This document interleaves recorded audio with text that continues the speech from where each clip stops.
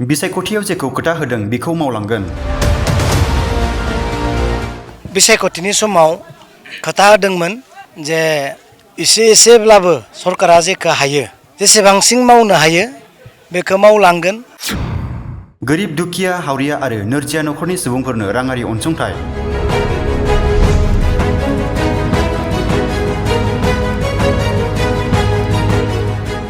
एसे एनै दुखिया श्रेणी नखरफोरनो माबा मोनसे IBS बेनिफिसारिफोरनो होगोन होननानै खोथा होदोंमोन।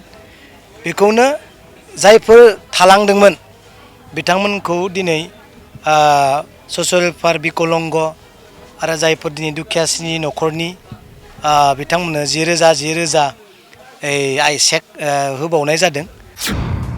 BTCआव हाग्रामा महिलायारि दैदेननाय BPF सोरखारनि मोजां बिथांखि। 32 नं BTC बेरगाव बियाबाव गासै 77 मुलाम्फागिरिफोरनो 10,000 रांनि सासेयाव चेक राननानै होयो। दिनै उदालगुरि जिल्ला 32 नं BTC बेरगाव बियाबनि सिङाव थानाय गोरिब दुखिया हावरिया आरो नोरजिया नखरनि सुबुंफोरनो IBSनि गेजेरजों 77 मुलाम्फागिरिफोरनो 10,000 राङारि अनसुंथाइ होयो।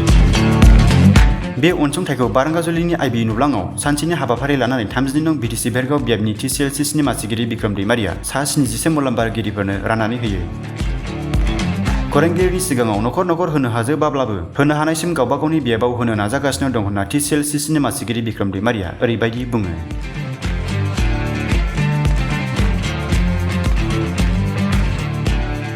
जाबायदि बिसायख'थिनि समाव खोथा होदोंमोन जे एसेब्लाबो सरकारा जेखौ हायो जेसेबांसिन मावनो हायो बेखौ मावलांगोन। एसे एनै दुखिया श्रेणी नखरफोरनो माबा मोनसे IBS बेनिफिसारिफोरनो होगोन होननानै खोथा होदोंमोन।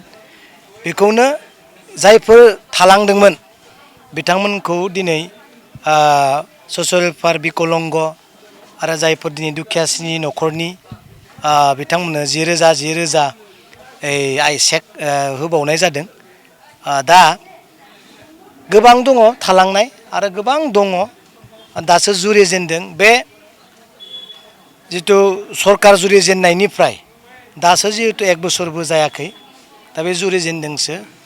आरो जायफोर थालांबावदों दुखिया नखरनि फरियालनि बिगोमाफोर मावना जानायफोर बिथांमोननो आरो होनो थाखाय जों आरो जुजिबावगोन।